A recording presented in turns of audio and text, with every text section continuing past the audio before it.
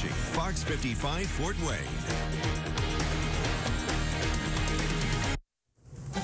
Straight ahead on Fox 55 News, barricaded on Barr Street. We are live at the scene of a police standoff that's been going on for hours. We'll have the very latest. No to the boat. That's what residents in the Summit City are saying amidst a new company setting up shop. You'll learn about a public hearing that's months in the making. And Fort Wayne gets ready to meet the candidates running for local offices. We'll take you live to a candidates forum taking place at the Fort Wayne Urban League. And it's day 3 of light rain. I'll let you know when the rain ends in your hometown forecast. Bringing you the latest news and weather from your hometown. This is Fox 55 News at 5. Right now you are looking at video from the scene of an ongoing situation on Barr Street in Fort Wayne. As you can see, look closely, there's a suspect on the ground. Tonight, we are live to explain just what happened in this situation.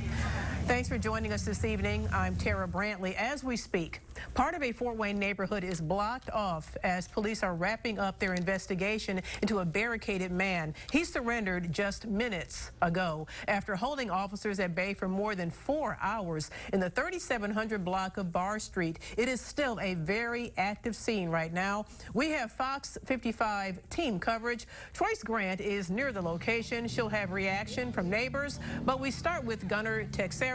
He has been at the heart of the scene for hours now. Gunner, set the stage for us. What is going on and what happened?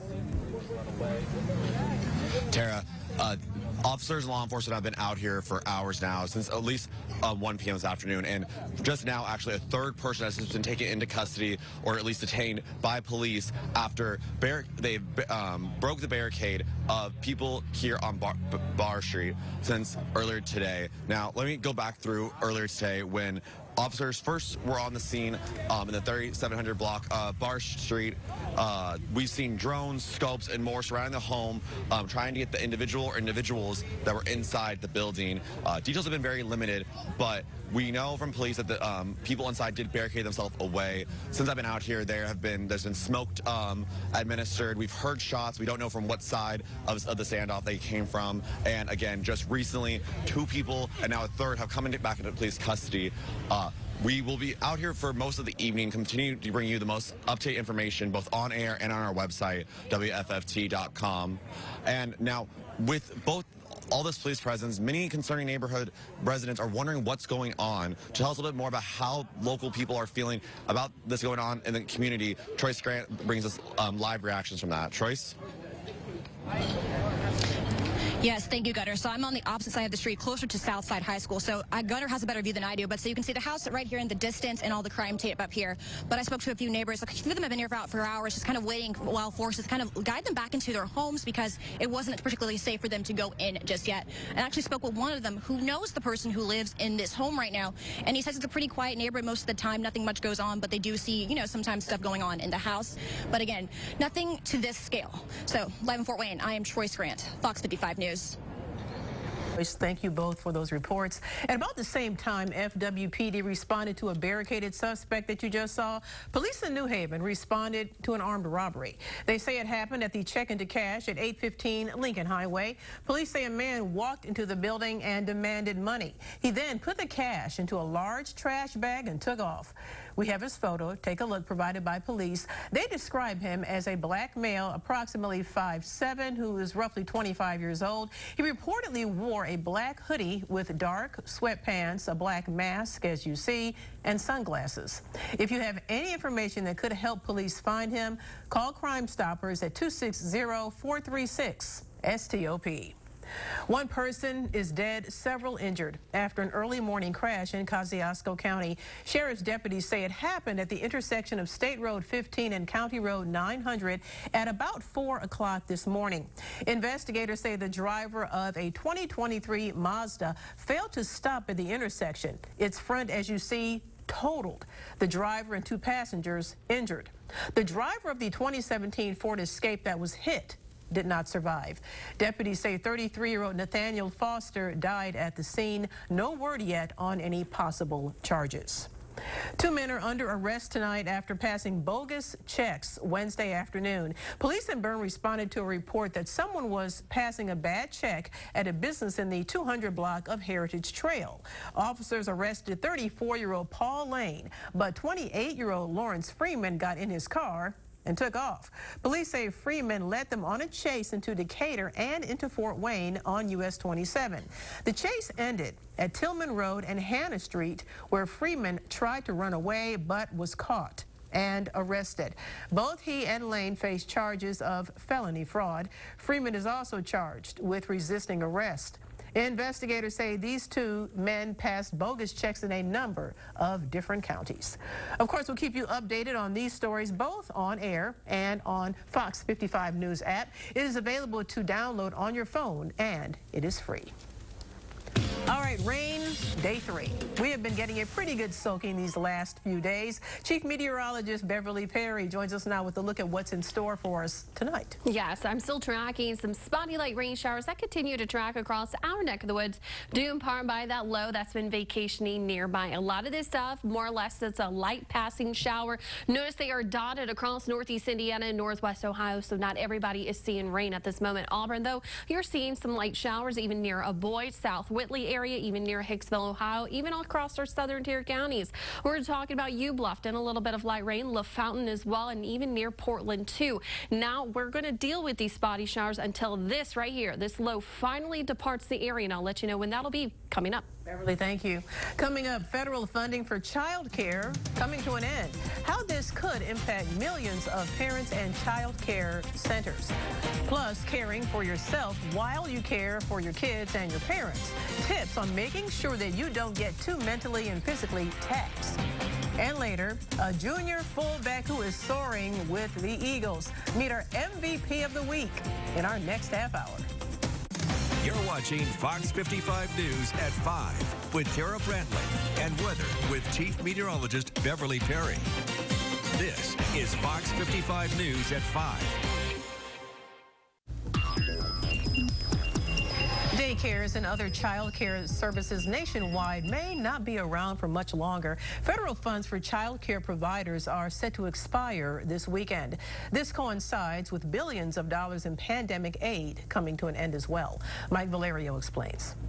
Well, supporters of this funding say that this change could alter how millions of Americans live their lives beginning this fall. Parents who were working may need to stay at home. Favorite daycare teachers may be out of a job, all because this funding dries up this weekend.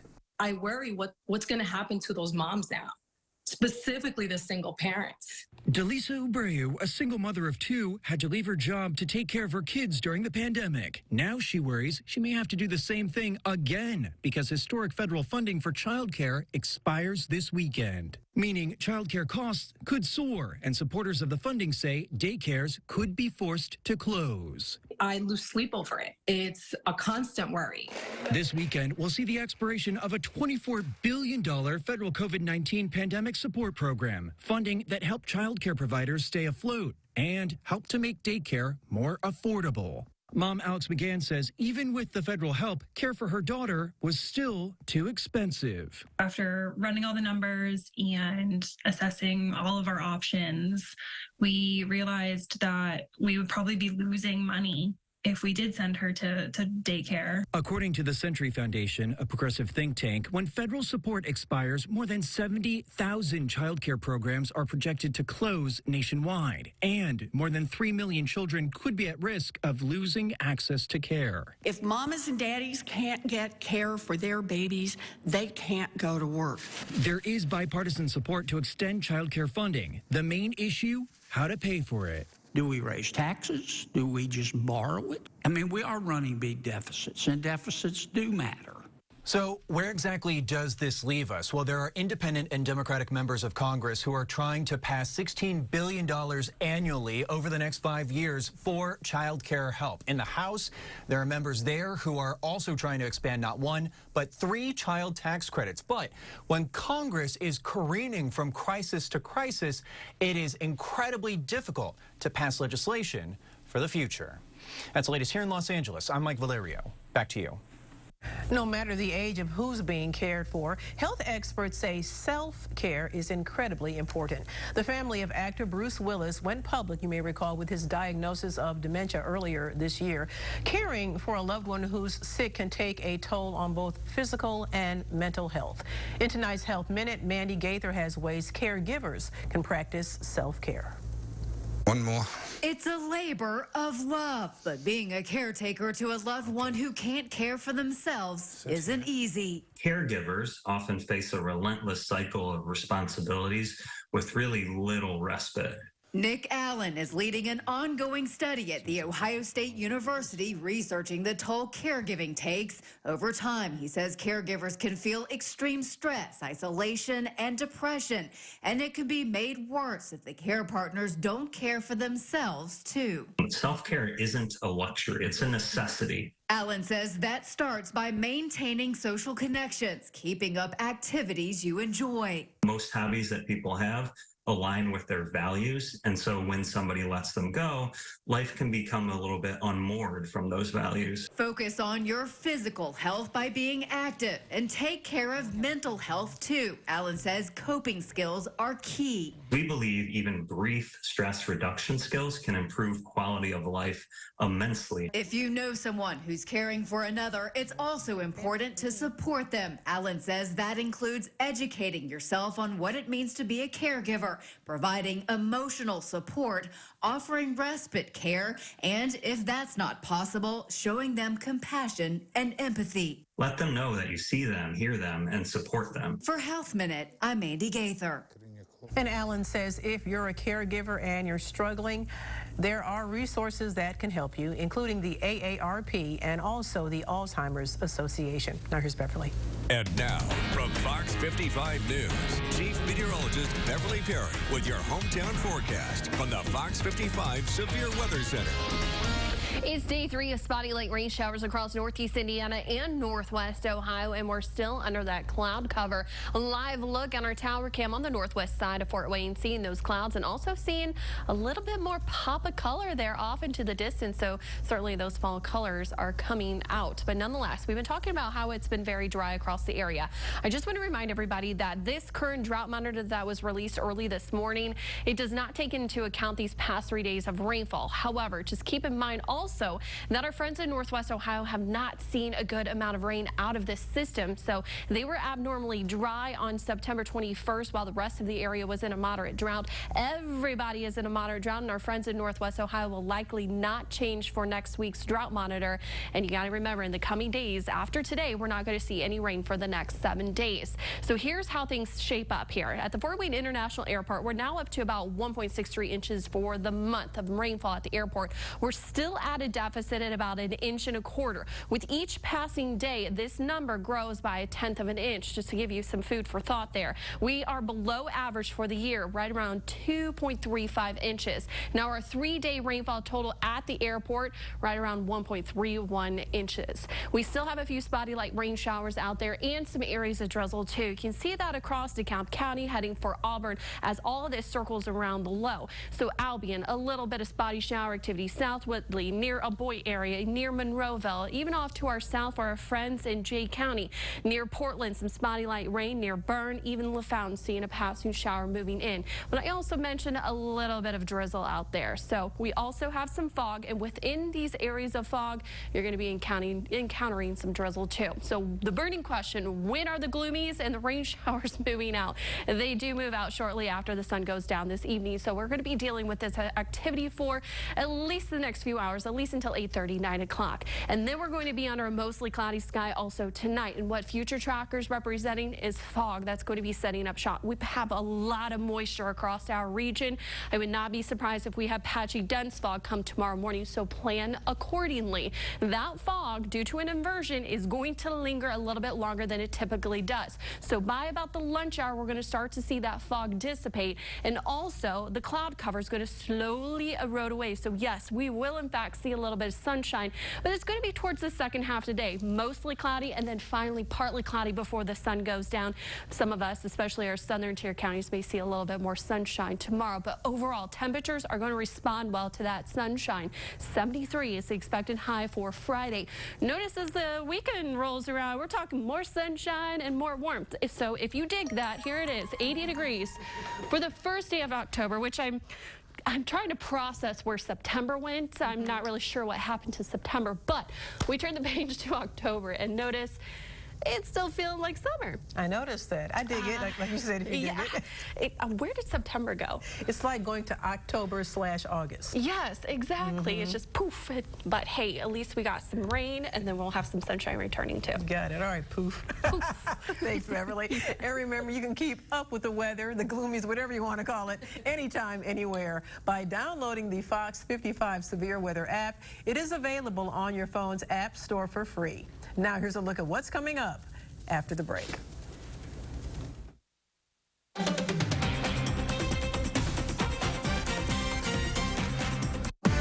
Tonight's weather on Fox 55 is sponsored by Shield Exteriors, offering the industry's only accident-free, true lifetime warranty.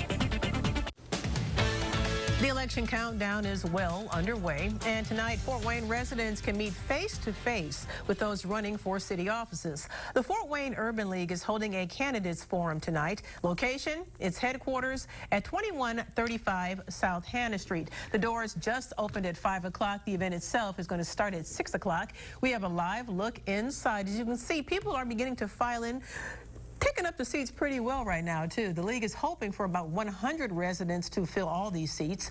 It's going to feature those in the running for Fort Wayne mayor, city council, and city clerk. Anyone is invited to attend. Once again, the location, 2135 South Hannah Street. 7 Republican candidates vying for their party's presidential nomination took turns jabbing and competing last night. Aeverine Frathleen takes a look at some of the hottest issues during the second GOP presidential debate.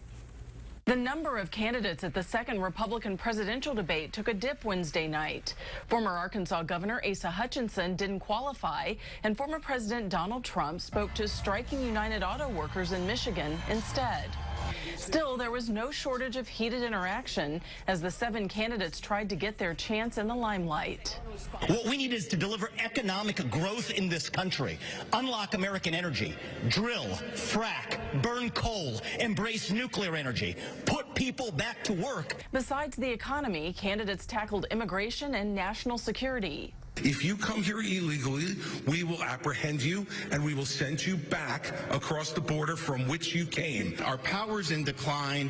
China's going to surpass us this decade, and if they do that, that's going to affect every single American household. As your president, I am not going to let that happen. Declining student grades in math and reading were also addressed. We've got to quit spending time on this DEI and CRT and instead focus on financial literacy, on digital literacy. Businessman Vivek Ramaswamy and Florida Governor Ron DeSantis got some of the longest opportunities to speak during the debate. Former Vice President Mike Pence and North Dakota Governor Doug Burgum had the least amount of airtime. After the debate, Pence continued making his case. I'm the most consistent, the most qualified, the most tested conservative in this race. Candidates will now shift their focus to qualifying for the third debate in November in Miami. Aeverine Frathleen, Fox News. As for President Biden, he wants to honor the late Senator John McCain in McCain's home state of Arizona. Today, the president announced funding from the American Rescue Plan to construct the McCain Library. It will be a multi-purpose facility providing education and work and health monitoring programs to underserved communities in the state. Biden was friends with McCain for decades and referred to the senator and war hero as brother. They have no evidence. That's what Democrats told Republicans during today's first hearing of an impeachment inquiry into President Biden. GOP lawmakers are trying to lay the foundation for the probe, saying their scope is bigger than people thought. Gloria Pazmino has details. The Committee on Oversight and Accountability will come to order. House Republicans held their first hearing in the impeachment inquiry of President Joe Biden Thursday. It's the latest move in their effort to tie the president to his son's foreign business dealings. The House Oversight and Accountability Committee has uncovered a mountain of evidence revealing how Joe Biden abused his public office for his family's financial gain. But the mountain has yet to reveal itself. During the hours-long hearing, Republicans failed to provide any proof of any wrongdoing by the president. Instead, the committee heard from expert financial and constitutional witnesses who did not have direct knowledge of what House Republicans are claiming. I am not here today to even suggest that there was corruption, fraud, or any wrongdoing. In my opinion, more information needs to be gathered. Congressman Jamie Raskin, the top Democrat on the Oversight Committee, chastised his Republican colleagues for moving ahead with the hearing despite the lack of evidence. The majority sits completely empty-handed with no evidence of any presidential wrongdoing. And with the threat of a government shutdown looming, Raskin used a countdown clock as a reminder that in a matter of days, thousands of federal employees could go unpaid, a point other Democrats echoed. This is an embarrassment to the time and people of this country. While some Republicans remain skeptical of the probe, others argue launching the inquiry will get them access to documents that reveal the president's alleged misconduct. In New York, Gloria Pasmino. Coming up, it's time to strike up the band. The U.S. Marine Band is coming to the fort. How you can get free tickets in our next half hour. And tonight at 6, it is Candidates Night in the fort. Fox 55's Avery Johnson will be live from the Fort Wayne Urban League, where Fort Wayne residents can meet face-to-face with local candidates. Keep it here. You're watching Fox 55 News at 5. Fox 55 News at 5 continues with Terra Brantley, your hometown source for news. Thanks for staying with us. We are following what was a police standoff in Fort Wayne. It came to an end on Barr Street not long ago. Fox 55's Joyce Grant is live. She has the very latest on what is going on out there as we speak. Joyce. Yes, Terra. Well, yes, Terra, like you said, it's all over now. Police have already cleaned up all the tape, and all the crowds that were here earlier that were watching, they've all left. But so I actually was walking by. So if you look right over my shoulder here, you can see the home. So I'm going to take a step away from the camera just to give you guys a better look at the street now. So obviously it's very quiet now, like almost like nothing happened. But so the house right here, they're standing outside, and there's a few people in the corner just, debriefing of what has happened. So other than that, it's pretty quiet tonight, and we have no more updates on the suspects that were in the house, but right now they're just outside like it pretty much never happened and everything's been cleared up. Live in Fort Wayne, I am Joyce Grant, Fox 55 News. For details on what happened, you can go to our website, WFFT.com. The situation began at approximately 1 o'clock this afternoon on Barr Street. Police actually had to barricade the area because they were not sure what was going to be happening, but they were able to get the suspect out. Like I said, we do have more information on our website, WFFT.com. When it comes to the weather, we got a good deal of rain this week. For a look at current conditions, time now to check in with the chief, meteorologist Beverly Perry. You know what? We finally got a nice amount of rain the first time since about September 13th, and this was a good soaking for the area. We're still seeing a few spotty light rain showers. You can see them dotted across our area, and also, yes, the clouds, they are certainly locked in place, but this low is going to be departing our area this evening. But temperatures, they're not too bad. Still feels like fall out there. 65 in Kenneville, 69 in Fort Wayne. Good evening, Bluffton. We are at 69 degrees. Now, temperatures holding fairly steady through the 6 o'clock hour, dropping into the lower 60s by 10 o'clock. And those spotty showers do wrap up this evening, but we have to turn our attention to tonight. Fog will be setting up shop, and I'll let you know how that will impact your morning commute coming up. Beverly, thank you. Some Fort Wayne residents are saying no tonight to a party boat company that wants to dock in their neighborhood. Right now, the Department of Natural Resources is holding a public hearing for residents to express their concerns. But this is not the first time they have spoken out. Neighbors have held hearings and press conferences for months now, trying to run rum runner party boats out of the River Greenway. Fox 55's Briana Byus is at tonight's hearing. She'll have the full story for you tonight on First at 10. Ivy Tech Fort Wayne wants to help make the registration process a bit easier for students. The college is hosting a registration fair for anyone who wants to get a head start on their fall and spring semesters. It will take place on October 10th from 9 a.m. until 6 p.m. Anyone who registers during the fair will have a chance to win prizes like a Ninja air fryer, a Stanley Cup, and more. Sounds pretty good. If you aren't enrolled but still want to attend this, you are encouraged encouraged to apply ahead of time. To do so, go to WFFT.com for more. Courtesy of our nation's capital, the U.S. Marine Band will perform at Purdue Fort Wayne for a free concert. They'll take the stage Saturday, October 28th at 7:30 p.m. This show will mark the first time in half a decade. The President's Band has performed in the Hoosier State. WFFT is a proud sponsor of this event. There is a limit of 4 free tickets per person. To get some, we have a link on WFFT.com.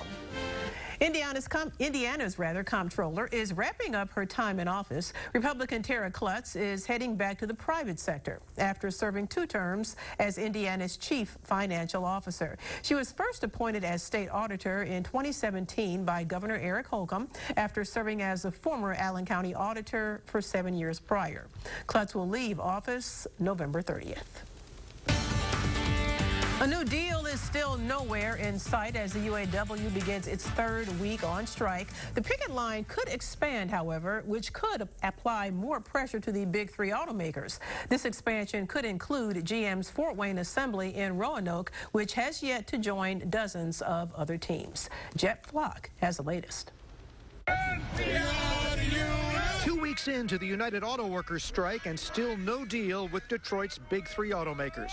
A driving force behind the walkout, a push by the White House to increase electric vehicles on American roads, which could mean a decrease in union jobs. During Wednesday night's Republican debate, President Biden's green policies were front and center. Joe Biden should not be on the picket line. He should be on the southern border. I would say go picket in front of the White House in Washington, D.C. That's really where the protest needs to be. Let's focus on what it takes to get more cash in the pockets of workers. That's when we'll be able to deal with strikes like this. Some union leaders remain concerned the Biden administration's promotion of electric vehicles could reduce the role of labor. Former President Donald Trump warning that even if the UAW secures a favorable deal, the auto industry could eventually suffer massive job losses.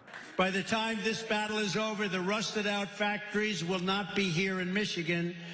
They'll be in Beijing, Shanghai, and other parts of the world. Meanwhile, the negotiations between the UAW and the big 3 automakers continue, but if no serious progress is made, United Auto Workers President Shawn Fain says he could announce additional strikes against Ford, General Motors, and Stellantis. They want to be paid for their hard work, and it's a basic contract of fairness and equity. If there is an expansion to the strike, new picket lines could start going up as early as noon Eastern time on Friday. In Centerline, Michigan, I'm Jeff Flock with the Fox Business Network. As we know, the UAW is far from the only strike this year. Off the back of Hollywood writers going back to work, actors are still fighting for a new deal. As Ted Lindner reports, tens of thousands of new workers from 2 other unions may be next. New strike could be right around the corner, and it could have dramatic effects on a popular vacation destination. Tens of thousands of people who make up the Nevada Culinary Workers Union and the Bartenders Union overwhelmingly voted this week to authorize a strike. That's if a new 5-year labor deal isn't reached with casinos in Las Vegas. Talks are expected to begin next week, with workers asking for higher pay, reduced workloads, and better security. Nearly 24 casinos could be impacted if a strike is officially called. People all around the country here are getting fed up with the corporation not sharing or including them in the profits. At least one resort, MGM, released a statement saying it's committed to negotiating a contract that benefits everyone. This comes as the actors' strike and the United Auto Workers strike rage on.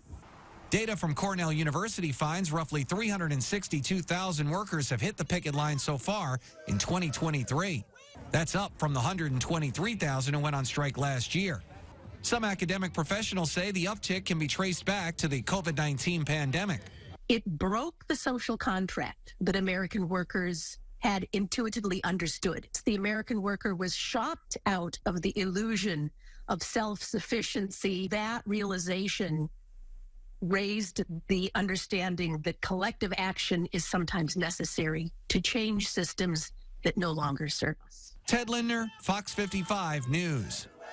In spite of all the strikes, jobless claims remain low across the country. The Department of Labor says initial claims for unemployment insurance last week were 204,000. That is up 2,000 from the previous week, which showed the lowest level since late January.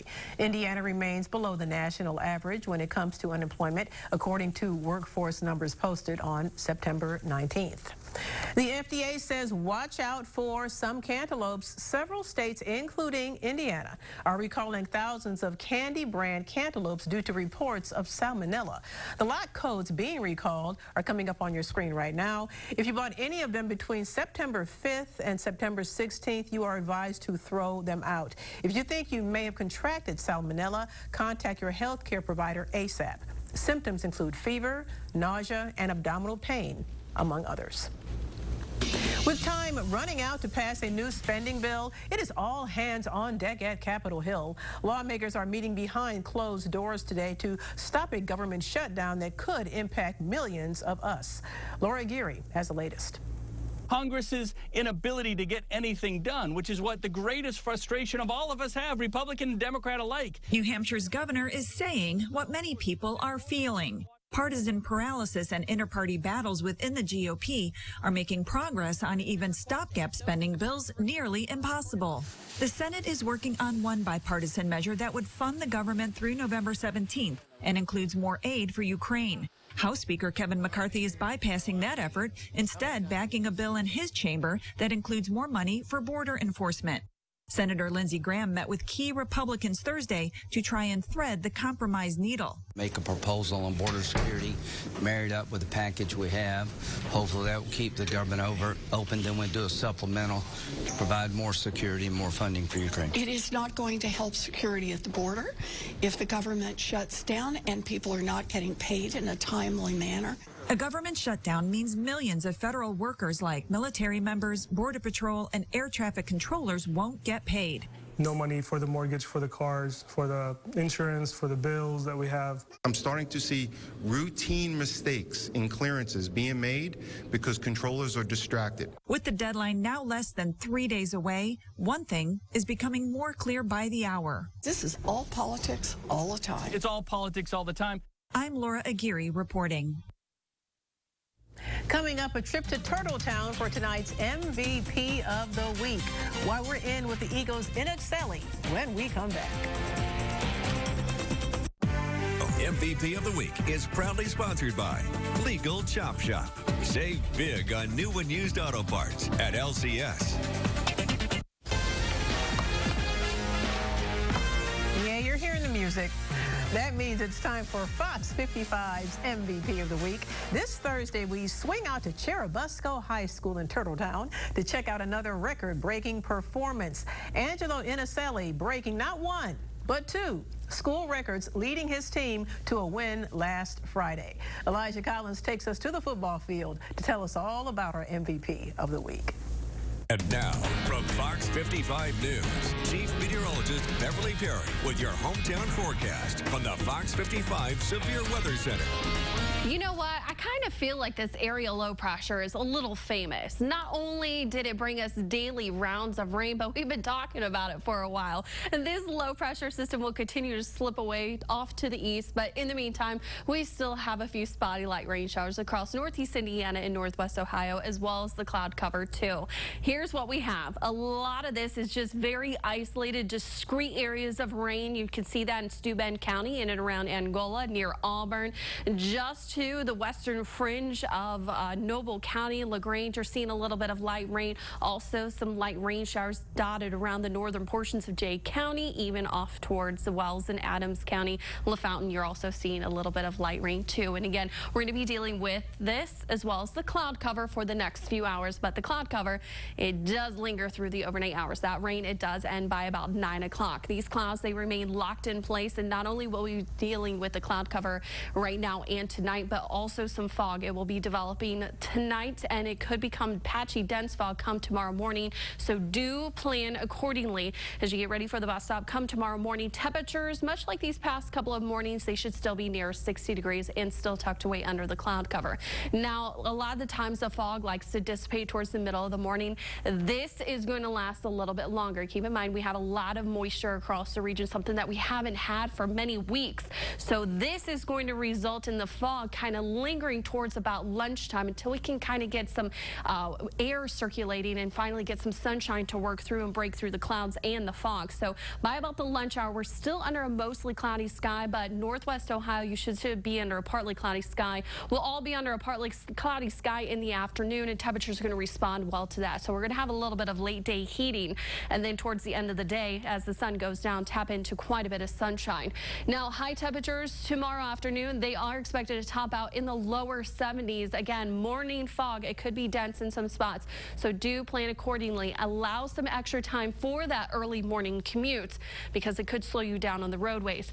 We have not only football tomorrow evening, looking fantastic for that, but we also have the harvest moon. This is the fourth and last supermoon of the year. Peak fullness, granted, we're gonna miss out on that because the clouds and the fog in the morning tomorrow, but nonetheless, as you hang out with your friends and family at the football games, you can check out the near fullness on Friday because our next full moon is going to be October 28th. So not this year will we have a Halloween moon, but hey, we'll take it, right? Sunshine and warmth, it's on tap for the weekend. High temperatures closing in on the 80-degree mark, and it follows us in to next week. Take it, Beverly. Thank you. This is Childhood Cancer Awareness Month. A youngster from Colorado is shooting for the stars during it. He wants to take 100 hikes before his treatment ends, and he hopes to spread awareness while he is doing it. Daniel Kruder has the story. Big obstacles aren't anything new for 5-year-old Bellamy. Mommy, yeah. Do you think I can cross that? Back in February, she was faced with the biggest obstacle of them all. Not in a million years did I think that my child could have cancer. The treatment for Bellamy's leukemia started off aggressive, 11 nights at the hospital. When they did get home, the outdoorsy kiddo couldn't move like she used to, but still, she loved being outside in nature. She slowly worked up her strength. Before her treatment ends in 2025, Bellamy and her mom set a goal, 100 hikes. But I think we're going up there. Oftentimes, Bellamy is leading the way. Some days she's in my backpack the whole time, and some days she's doing more of it. But no matter what it looks like, they do it together. I know how much it supports my mental health. For her, it supports a myriad of things, her mental health, her physical health. We've seen what it has done for her immune system. It really supports her immune system. And this stinks, but the beautiful thing about it is that we are together. And I'll take that silver lining. I'll take getting to be with her. With more than 20 hikes down so far, big and hill. They have big plans after treatment ends. What kind of celebration you want to have? Maybe you need to buy me a cake. In the meantime, the two are hoping to encourage others struggling through something difficult to get outside if they can. I know it's hard. It doesn't look perfect every day for us. But even little walks, little hikes, we're better off after them. Oh, and there's one last thing. Kit Kats to the beauty. Well, that was Daniel Kruder reporting. A hiking group in Colorado is hosting a community event on Tuesday to help cheer on little Bellamy. I hope that works out well. It is so high right now. If you don't normally play, you might as well, give it a try. I'm talking about the Powerball jackpot, where it stands now when we come back. Get this, a 200-pound turtle on the run, a slow run anyhow. It may sound rather ridiculous, but Dallas, Texas tore the town upside down looking for the turtle, and thanks to the internet, they found him. Cole Higgins comes out of her shell, so to speak. For tonight's Take a Look at This. On the lam, or in this case, on the shell. Dallas Animal Services to the rescue of a 200-pound tortoise. The owner found him after a viral post. Have you seen this turtle? He was caught wandering the streets of Dallas. He's a vegan, so not sure where in Dallas he was gonna eat. Anywho, the tunneling tortoise apparently slipped under the owner's fence and dug his way to freedom. Anyone thinking Shawshank? Here, turtle, turtle, turtle. As soon as I seen him, I knew right away I didn't know it was him. But wait, it gets better. Apparently, this turtle used to live at the Tiger King Zoo. No mullet on this shell. I thought I was never going to see Lorenzo again. And now to a not-so-friendly carnivorous mammal, the otter. Most think cute and cuddly. I mean, just look at it. Well, just like people, apparently, you can't trust an otter. In Jupiter, Florida, a man was out feeding the birds when he was attacked by an angry otter. Looked up, no hawk. Looked back down, and there was a brown head sticking up over the bank of the pond. Well, that brown head had rabbit teeth. At first, I didn't know it was an otter, but then I realized that's an otter. And bit him 41 times in the hands, legs, and arms. It really was a rabid otter, according to WPBF. He oughter be ashamed of himself. Luckily, this man was able to get to safety. For Take a Look at This, I'm Cole Higgins. Ouch. Yeah, that's not something you would expect. Not at all.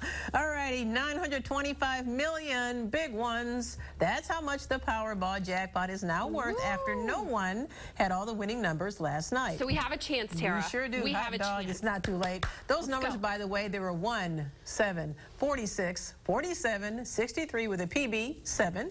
It was the 4th largest jackpot in the game's history. 4 people in 4 states who matched the first 5 numbers are millionaires. None of them in the Hoosier state or Ohio. The next drawing, it is set for Saturday night. So yes, Beverly, you and I do still have a chance. Are you going to do it? This time, why not? I know. That's kind of what I'm thinking. You know? Maybe this time around. Do it once a year. What about you? Christmas is coming. Oh, I figure why not? It's it's a pretty high jackpot, you know. That's fair. If I don't show up to work the next day, you know. We understand. Don't forget about the little people. How's the forecast looking? Well, we still have the spotty light rain showers out there. I promise you, this energy is going to be pulling away from the region late this evening, but then we have to turn our attention to some fall come tomorrow. We were just envisioning what to do if we won. I know. That is so much money. A lot of money. Cha-ching. Yes. Okay. All righty. Now here's a look at what's coming up in just a few minutes at 6. A police standoff on Barr Street in south parts of Fort Wayne ended in 1 arrest. I'll bring you the full report tonight at Fox 55 News at 6.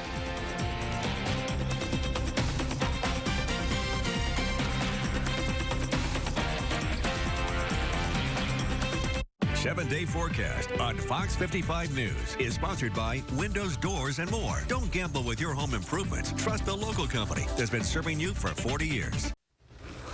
Straight ahead on Fox 55 News, barricaded on Barr.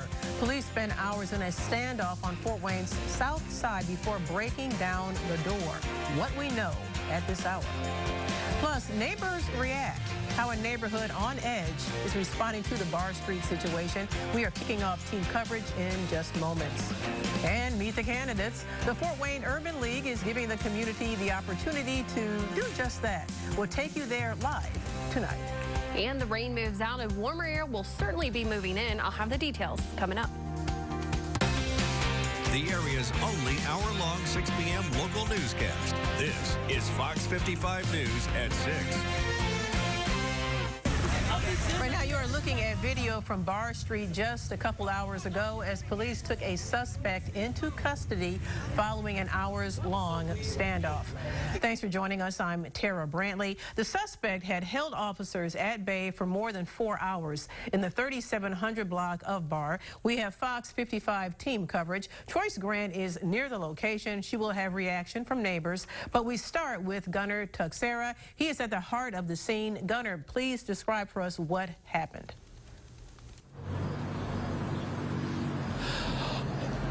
Tara, I just finished speaking with Fort Wayne Police Public Information Officer Jeremy Webb, who gives us a little bit more of a timeline of what all happened as this first came in this morning around just before 11 a.m.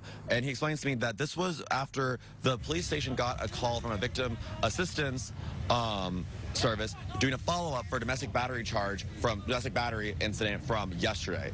Once that came, and they got in contact with the woman they were following up with and learned that the woman was in the home with the man from the battery charge here on Barr Street. Police responded, and that's when what would then lead to the barricade here.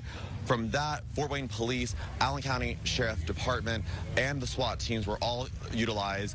Webb explains to me that they use a total of multiple different devices, including smoke and flashbangs and a battering ram to break into the home. And actually, Tara, inside the home, there's a total of 6 people, 5 individuals and 1 suspect who is in custody now. At this moment, they do not know if this was a hostage situation or if any weapon was involved with it. We will continue to bring those updates, though, throughout the rest of the evening and on our website, WFFT.com. Live in Fort Wayne, Gunner Tech Sarah, Fox 55 News. Tara?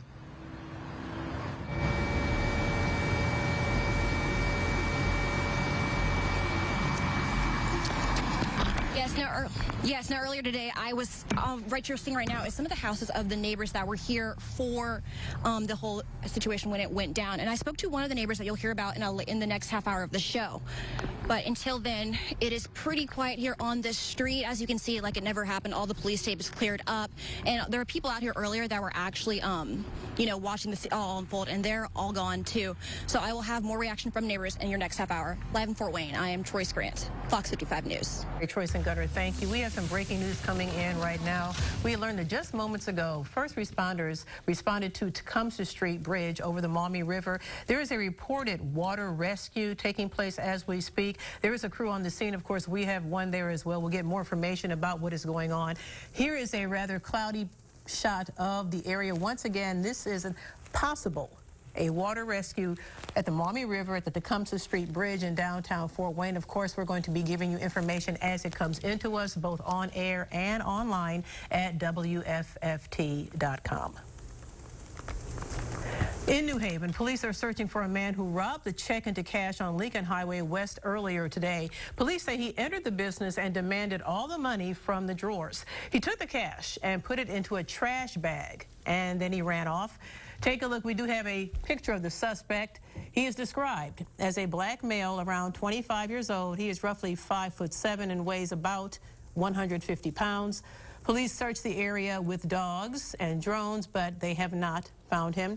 If you have any information about this man or the robbery, you're asked to call Crime Stoppers at the number on your screen, 260-436-STOP. Again, that is 260-436-7867. A man is dead, 3 people injured after an early morning crash in Kosciuszko County. Sheriff's deputies and medics responded just after 4 o'clock this morning to the intersection of State Road 15 and County Road 900 North. Deputies say 25-year-old Cesar Martinez was driving on 900 North and failed to stop at the stop sign. Deputies say he hit 33-year-old Nathaniel Foster. Take a look at this photo of Martinez's vehicle. He and 2 passengers were injured in the crash. As you see, the front end is totaled. And you can see Foster's SUV in the background here of this shot, rolled over, now back on its, regular top, and crushed. Foster died at the scene from his injuries. There was no one else in this car. The investigation into this is ongoing. Tonight, 2 men are behind bars in Adams County accused of passing fake checks in Bern. Bern police got a report of possible fraud at a business on Heritage Trail just after 1 Wednesday afternoon. They arrested 34-year-old Paul Lane on fraud charges. The other suspect, 28-year-old Lawrence Freeman, faces fraud and resisting law enforcement charges. That's because Freeman drove off and led police on a chase to Tillman Road and Hannah Street in Fort Wayne. He got out of the car and ran, but was quickly apprehended and arrested. Decatur police tell Fox 55 News the men were part of a multi-county check fraud scheme, and the investigation is ongoing. If you would like to be the first to know about updates on these stories, as well as what is going on downtown with the possible water rescue and also what was once the barricaded subject, you can go to our website. You can also download the Fox 55 News app. You can get it for free on your phone's app store. Weather-wise, day 3 of clouds and rain. Chief Meteorologist Beverly Perry has a look at what we can expect this evening. Yeah, we still have some spotty light rain showers dotted across the area as we speak, so if you're heading out, be sure to grab that rain gear. But overall, the area low pressure is finally slipping away from the area, so this activity will be winding down by about 9 o'clock. So here's what we have right now. Some spotty light rain showers in and around our northern interior counties near Auburn, Angola, also towards Noble County. We're seeing it towards LaGrove. Some steadier moderate shower activity as well as Mount Etna. Here's the low. It is going to continue to drift off to the east. It'll pull the clouds with it, but then we'll have to deal with some fog. I'll have that detail coming up. All right, Beverly, thank you. Happening right now, a candidates forum at the Fort Wayne Urban League. Fox 55's Aeverine Johnson joins us live from the league with more about tonight's event. Aeverine. Yes, Tara, it is certainly a packed house tonight. I mean, there was well over 100 people packed here at the Urban League. And right now, joins me is Tim, who is the treasurer of the Urban League here. And he's going to talk a little bit about what is going on here tonight and the purpose of tonight's event. Tim, how was the turnout? Turnout was great. It was exciting. You know, as you know, the Fort Wayne Urban League is all about empowering communities. This was an opportunity for us to have the candidates here and have the people be empowered by questions that they asked and also getting information, educating themselves about the voting that's going to happen here in November. This is an exciting time. Really glad the Urban League had an opportunity to do this tonight. And it's great that everybody is sharing their thoughts and able to see what these candidates are going to bring to our community. After the event tonight, I know it's wrapping up here in about an hour, but what was the goal at the end of the day? Well, the goal really was to get people to educate themselves around the candidates, you know, and that's why we had this first annual candidate forum. And so doing that, we know that when people are educated, they make educated decisions. And those decisions are what's going to drive our city. We're so proud of our city, but yet we want to make sure that we're engaged in what we do, too. So everyone has a vote, and every vote counts. And so we're excited about that, and that's what this was all about, getting people educated so that they have an opportunity to vote for the right candidate. Thank you for sharing, Tim. And first at 10, I'll have the full story available on what happened here at the forum and what was discussed. In Fort Wayne, I'm Aeverine Johnson, Fox 55 News. Aeverine, thank you for that report. Some Fort Wayne residents are saying no tonight to a party boat company that wants to dock in their neighborhood. Right now, the Department of Natural Resources is holding a public hearing for residents to express their concerns. Some people say the party boat company Rum Runner would make their neighborhoods noisy and crowded. Fort Wayne City Council already approved the company's request to build a dock on Parnell Avenue, but neighbors are still fighting this. Fox 55's Briana Byus will have the full story for you tonight on First at 10. We are 2 weeks into the United Auto Workers strike, and there are still no deals between the union and the big three automakers. As the UAW and auto companies remain far from a deal, Union President Shawn Fain is expected to announce additional strikes against GM, Ford, and Stellantis tomorrow morning. If strikes expand, we could see additional picket lines as soon as noon. The expanded strikes could include GM's Fort Wayne assembly plant in Roanoke. Dozens of other GM parts plants joined the strike last week. The president's own Marine Band is returning to the Summit City, and you can watch the show for free. Coming up in our next half hour, how you can snag free tickets to the show and watch them do their stuff. But first, police in Michigan save a young boy near a live wire. The dramatic rescue caught on camera. We have it all after the break. And Republicans hold their first hearing of an impeachment inquiry into the president. What both sides are saying about it when we come back. You're watching Fox 55 News at 6 with Terra Brantley, Chief Meteorologist Beverly Perry, and Sports with Sports Director Justin Prince. The news you need from the area's only hour-long 6 p.m. local newscast.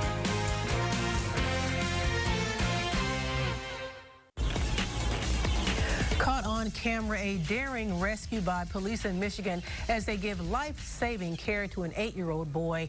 The body cam footage is a bit disturbing and may be upsetting to some viewers. Be advised, Hillary Golston has a story. Okay, come back with us. Okay, bud. Okay, bud. The sound of breath. What's your name? Yeah. Where with you, buddy? A literal sigh of relief to the Warren police officers who rushed in close to a live wire to save an 8-year-old child who'd been electrocuted. The child may not be alive today if they didn't put their own lives on the line. Luckily, we were there already for a prior incident, and just when you heard him call priority and I turned the corner and I just saw the boy laying there. Just, I don't know what goes through your mind. I'm having kids, and you just get scared and just have to react. One more, get one more back there with him. Corporal Detective Daniel Rose and Officer David Chapman were honored with the Valor Award for their heroism. We a lot of times don't know what we're going into. It's just that we know that we have to do something.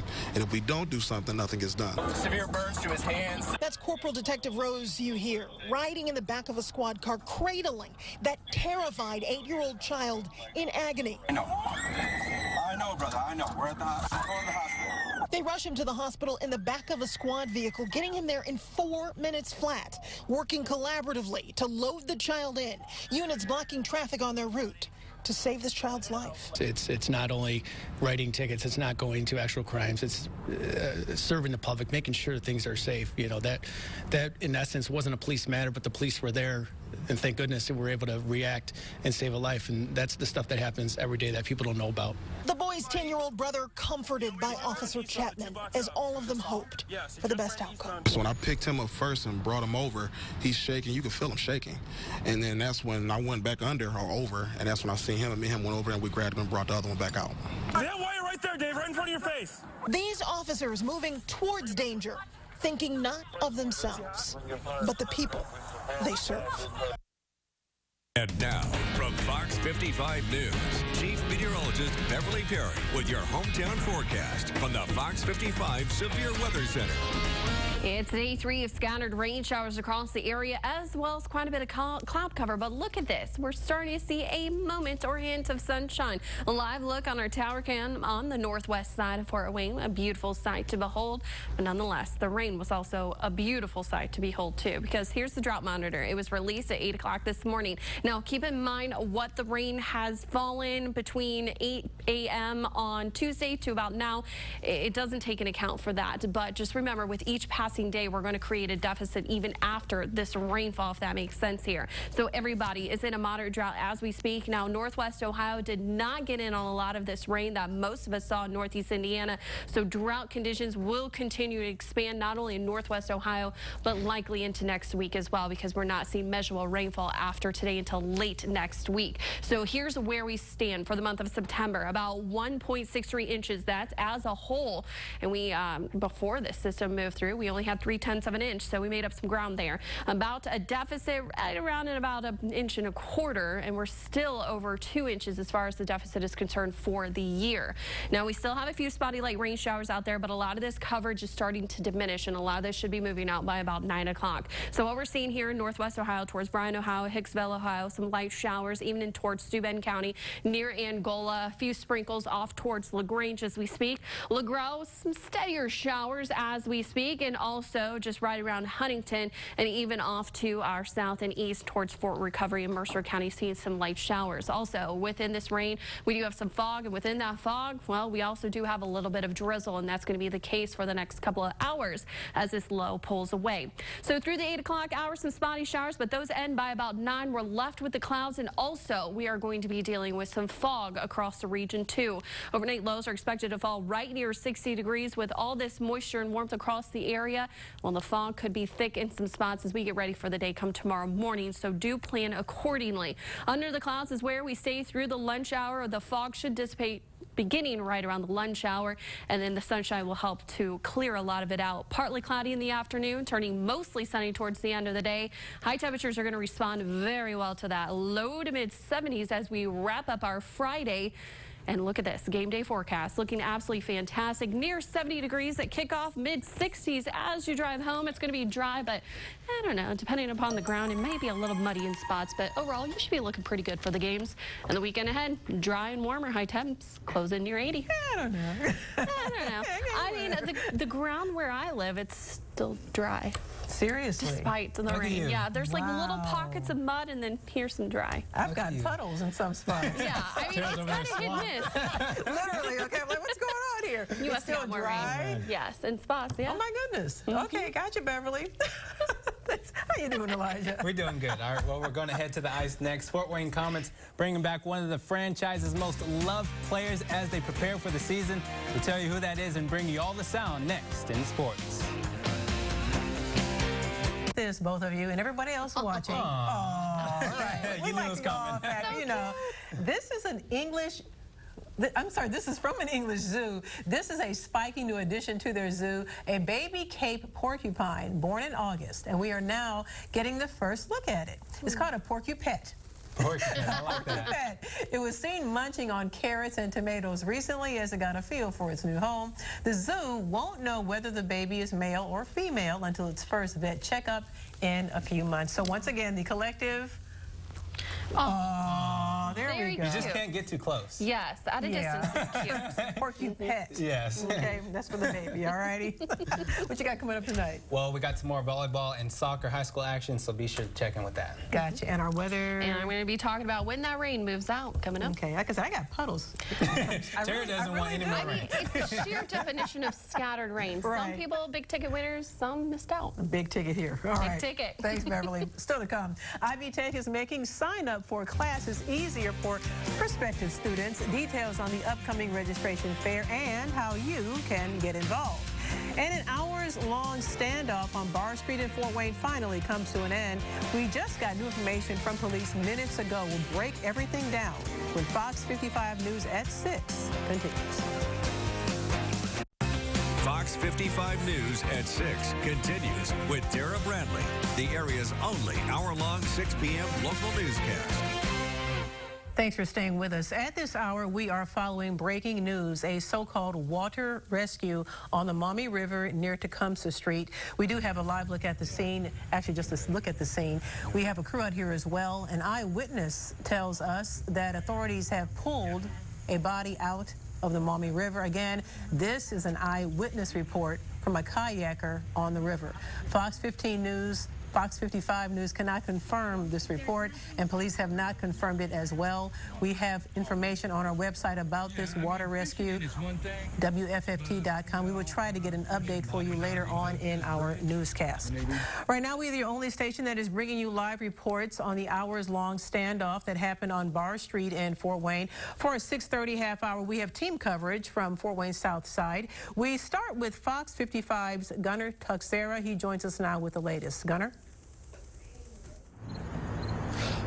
Terra, Barr Street here in Fort Wayne is quiet now, but for most of today and the afternoon, it's been a very active scene as police responded to what just was released to us, a investigation into a domestic violence incident, as Fort Wayne police first learned from a victim's assistance program that a female victim of a battery assault yesterday was believed to be with her assaulter. That would be from there, police responded to the home here on Barr Street, and Sergeant Jeremy Webb of the Fort Wayne Police says it all that when they learned that the alleged attacker was in the home with her, and then the barricade would pursue. As police arrived, they said the man barricaded himself within the with 5 other people inside, and that would lead to SWAT teams utilizing tear gas, flashbangs, and a battering ram to breach the home. Webb tells me that there was a total of 6 people inside there. The 5 other people eventually would come out, along with the suspect who is in custody that has been named Trey Bennett, a 28-year-old man. He faces preliminary charges of domestic battery, causing moderate bodily injury, evasion of privacy with prior conviction, and others. We'll have more updates to this later this evening, as well as on our website. Live in Fort Wayne, Gunnar Tuxera, Fox 55 News. Yes, thank you, Gunnar. So as for the rest of the night, so they are actually cleaned everything up, obviously, and they're actually sitting on their front porch as we speak right now. And I spoke to one of the neighbors who knew Trey pretty well. He would frequent this area pretty often, and he always kind of knew and was at the house sometimes and would see them every now and again. The people in the house are good people. Okay. Now, I don't know the situation of what's happening, but I do know that he is a cool guy, whatever, normal. Now, when I spoke to Trey and his family that's outside right now, they didn't want to speak at all. They haven't told us anything else in the situation on what happened. All we know is it's cleared up and the suspect is in custody, like Gunnar said. Live in Fort Wayne, I'm Troy Scrant, Fox 55 News. And Gunnar, thank you. Once again, you can get details for the latest on our website, WFFT.com. In New Haven, police are still searching for the man accused of robbing the check into cash on Lincoln Highway West today. Police say a man entered the business and demanded all the cash from the registers this this afternoon. He took the money and put it into a trash bag, and then he ran off. Police say the suspect is described as a black man about 25 years old. He is roughly 5'7", weighs approximately 150 pounds. Police have searched the area with dogs and drones. They came up empty-handed in their search.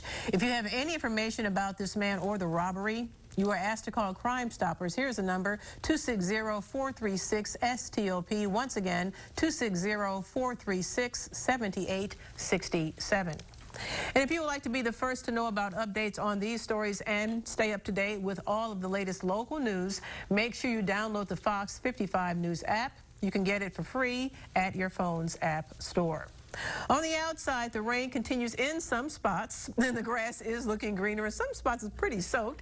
For a look at current conditions, let's check it now with Chief Meteorologist Beverly Perry. Yes, this area low pressure is slowly exiting our neck of the woods, but in the meantime, we still do have some spotty showers out there, as well as some patchy drizzle as well, and we are under a cloudy sky. Here's your scattered light rain showers. It's going to continue to track off to the east with that low, but in the meantime, we're stuck with those spotty showers, so grab the rain gear if you're hitting the door. 68 degrees. That's what we have in Columbia City. We're now back down to 69 in Fort Wayne.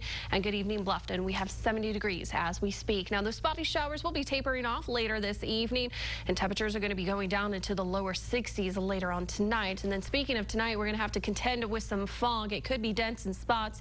I'll let you know how this could impact your morning commute coming up. Beverly, thank you. From the White House to the Summit City, the U.S. Marine Band is coming to the campus of Purdue Fort Wayne, and you're invited.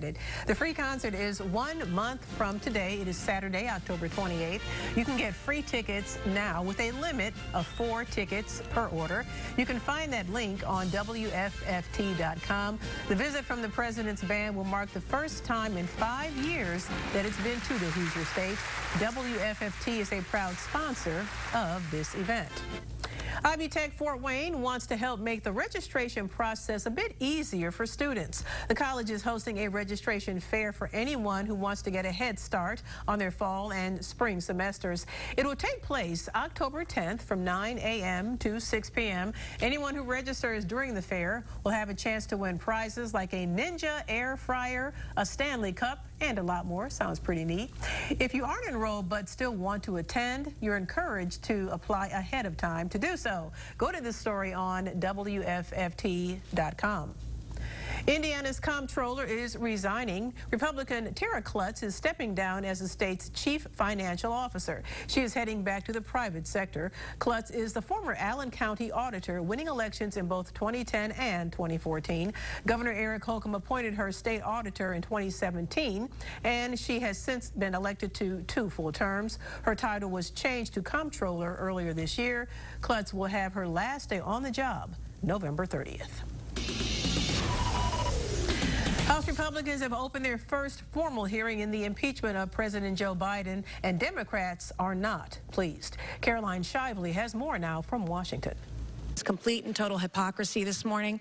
Today, we're going to bring the facts. House Republicans are trying to show what they say are links to the president and his son's businesses in their impeachment inquiry. So far, evidence has come in the form of testimony from outside experts in tax law, criminal investigations, and constitutional legal theory. No witness with information about the Biden's business dealings have testified. The problem is when you sling mud, you got to have mud.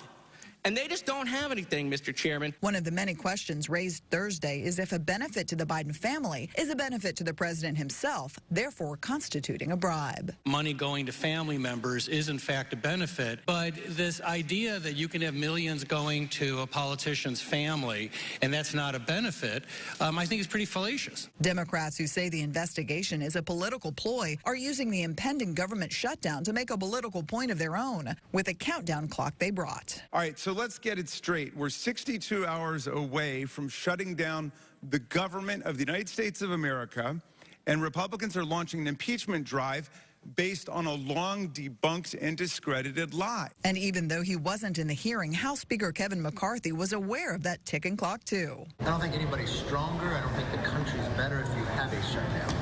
And I think the difference here is I've had conversations with Democrat senators, even as early as today, who want to do something. The Senate has set up a vote on the bipartisan bill to keep government open, but it will likely be after the deadline. In Washington, Caroline Shively, Fox 55 News.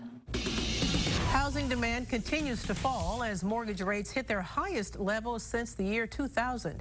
The Mortgage Bankers Association says mortgage applications fell 1.3% last week. Meanwhile, the average rate of a 30-year loan is now 7.41%. That is up from where it was before, to a certain number, hold on please, from this time last year when the rate was 5.65%. Affordable child care is about to get harder to find for millions of Americans. That's because pandemic-era emergency funding is set to expire Saturday. Congress could step in, but the question is, will they?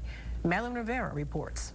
Working in childcare requires patience, passion, and perhaps above all, persistence when things get messy. I do all the things. So I am in charge of food, I am in charge of shopping, I'm in charge of the administrative. Corrine Hendrickson owns a daycare center in Wisconsin. While not easy, she made it through the past few years with the help of the American Rescue Plan in 2021, which included $24 billion in childcare stabilization grants. Every single month, I was receiving a check, partially for operational costs and partially for my wages. And then also, that's how I was able to hire 2 subs. The COVID-era benefit is set to expire at the end of the month. The cost for daycare has gone over $15,000 per child. Without the aid, Hendrickson will have no choice but to raise costs for parents. So I'm very concerned that they're not going to be able to afford this, and I'm going to lose them, and I won't be able to replace them, and I will close, because I have to be able to take care of my family. More than 70,000 child care programs could close,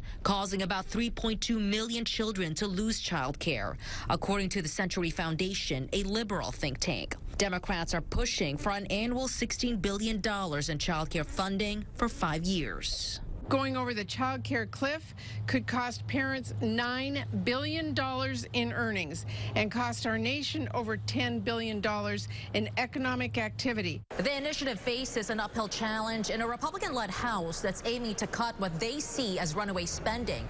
But a bipartisan group of lawmakers is looking to address the high cost of child care. We talk about making sure that parents have the freedom and the resources to have child care options, affordable child care options. Hendrickson is hoping for a solution soon. It is a disaster. In order to stick it out. In Washington, Madeline Rivera, Fox News. Still ahead, the cause of the deadly Maui wildfires. Lawmakers are pointing fingers. We'll have the latest on the investigation after Beverly's full forecast on the other side of this break. And now, from Fox 55 News, Chief Meteorologist Beverly Perry with your hometown forecast from the Fox 55 Severe Weather Center. Our area low pressure is still situated nearby. Honestly, it's right next door. And this low will continue to track off to the east, taking this rain showers with it. But in the meantime, a little bit closer look, we do have some scattered light rain showers across the area, even some clouds too. But we are also seeing some breaks in that cloud cover as we are on the northwest side of the low. But we'll continue to see this kind of fade away over the course of the next few hours. In the meantime, yes, we do have a little bit of fog out there. And within the areas of fog that you're seeing right around Fort Wayne and points to the north, you'll be running into a little bit of drizzle as well until this low moves away from our area. So when does it finally pack up and ship out? Well, by the time 9 o'clock rolls around, we should be done with the rain. We'll have a few breaks in our cloud cover, but that'll quickly fill in as we head through the overnight hours. We'll also be dealing with some fog too. It'll start to thicken up, especially right around midnight and beyond. And this could actually slow you down on the roadways come tomorrow morning. I would not be surprised with all the moisture that we have across the area that you could be running into some patchy dense fog come tomorrow morning. Now tonight, overnight lows are expected to fall right near 60 degrees, which is fairly mild for this time of the year. We're typically in the lower 50s, and just remember, plan accordingly come tomorrow morning. Allow some extra time for that morning commute. That fog, it's not going to go away very quickly. You know how we usually have it dissipate by the middle of the morning. This might linger until about the lunch hour and then finally erode away, as well as those clouds too. I think most of us will still be mostly cloudy right around the lunch hour. It's not until the afternoon. Now we'll see some more breaks in our cloud cover as we get some drier air working in too, as well as some wind as well. So we're looking at a partly cloudy to mostly sunny sky. Temperatures, though, they're expected to range from about the lower 70s to about the middle 70s. 73, though, for Fort Wayne, 74 in Angola, and we should be topping right around 73 degrees in Huntington tomorrow afternoon. Now, also tomorrow, we cleared all this rain out just in time for all the Friday evening football games. Kickoff temperatures right near 70 degrees as you drive home, middle 60s. But, you know, if you're taking an intermission from the football game at 9:05, you should be able to see the International Space Station fly over. It'll be appearing in the northwest sky, and then it'll disappear in the northeastern horizon. So check that out right around 9:05 on Friday. Looking ahead to the weekend, warmer air and, yes, even more sunshine. But look at the high temperature near Sunday, near 80 degrees. That's October 1, so the first week of October, a little warmer. Looks pretty nice. Thank you, Beverly.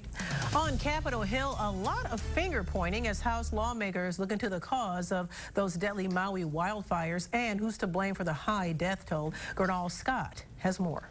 A grid that's not prepared for extreme weather or is inadequately maintained is not only unreliable, but also an unacceptable safety hazard. It's been 7 weeks since the deadly wildfires in Maui, and now lawmakers on Capitol Hill are asking tough questions about how the fire started. Much of the blame has been put on Hawaiian Electrical Company, which admitted down power lines caused an earlier fire in West Maui. But the company claims it was 100% contained by late morning and had nothing to do with the afternoon fire that came later. Tell us and the American people what was going on that morning and why you didn't de-energize earlier. Absolutely. I'm trying to explain to you why we didn't. Well, I understand you're going to the process. I'm trying to figure out what happened that day, back in August. Yeah, so I'm trying to answer your question about why we didn't de-energize. Okay. Those decisions were made years before as part of a plan. Hawaiian Electric CEO claims the power lines were eventually shut down after the morning fire and were de-energized for more than 6 hours before the afternoon fire started. But that likely won't win over victims' families who have filed suits alleging the company was responsible. Maui County is also suing Hawaiian Electric, claiming they didn't prepare their equipment for the wildfire threat. But some lawmakers say the focus for now should remain on the recovery process. It really is about emphasizing to our colleagues the human impact that this has had on our community. The wildfires are estimated to have caused more than $5 billion worth of damage. In New York, Gernal Scott, Fox. A separatist enclave in Azerbaijan that's been at the center of a violent conflict spanning more than 3 decades will soon cease to exist. That's according to the leader of Nagorno-Karabakh, who has a decree dissolving all state institutions on January 1st. But it may just be a matter of days before all ethnic Armenians living there are gone. A desperate exodus is now underway, escalating an already tense humanitarian crisis. Very well planned, organized, and executed ethnic cleansing against peaceful people of Nagorno-Karabakh. And at this moment, already 78,000 people crossed the border. Officials say more than half of the region's population has fled to Armenia as Azerbaijan takes control of the breakaway region. Armenia is now facing a humanitarian crisis as it deals with thousands of refugees. Still to come, after Hollywood writers strike a deal to end a walkout, Hollywood actors are heading back to the bargaining table. What's next for Hollywood when we come back? Well-known actor Michael Gambon has died. The star was best known for his role as Hogwarts headmaster Dumbledore in 6 of the 8 Harry Potter films. His family says Gambon died peacefully with his wife and son by his side after a bout of pneumonia. Gambon has also won multiple Best Actor awards at the British Academy Television Awards and was nominated for 2 Emmys. He was 82 years old. SAG-AFTRA and the union representing TV and movie studios is announcing plans to negotiate a new contract. It is seen as the first step to get thousands of actors back to work. Ashley Dvorkin has the latest. Hollywood actors and studios are heading back to the bargaining table. SAG-AFTRA and the Alliance of Motion Picture and Television Producers will resume negotiations on Monday. Until then, the Actors Union asks members to, quote, continue coming out to the picket lines in strength and big numbers every day. But hopefully, by the end of this year or at latest, January, things will be able to move back into production. SAG-AFTRA's 160,000 members began striking in July. They're demanding better pay for work on streaming platforms and limits on the use of artificial intelligence. When you can have your actors in the foreground and just put other actors in the background and not have to have real actors there, it's hard to go back and say, we want you to spend that money. Meanwhile, late-night hosts Jimmy Fallon, Seth Meyers, Stephen Colbert, and Jimmy Kimmel will return to the small screen next week. It comes days after the Writers Guild of America reached a tentative deal with studios. That includes wage increases and new AI regulations. The agreement will likely guide SAG-AFTRA in its own negotiations. Historically, whatever deal they give to one union, the next union kind of uses as a template for their own deal. The WGA's 11,000 members will vote to ratify their contract early next month. In Hollywood, Ashley Dvorkin, Fox News. Our final story is calling all stargazers. The last supermoon of the year will peak around 6 Eastern time tomorrow morning, as Beverly touched on earlier. It'll be closer to Earth than usual and will seem bigger and brighter. This version is called the Harvest Moon as a nod to the fall season. Other names include Corn Marker Moon, Moon of Brown Leaves, or Autumn Moon.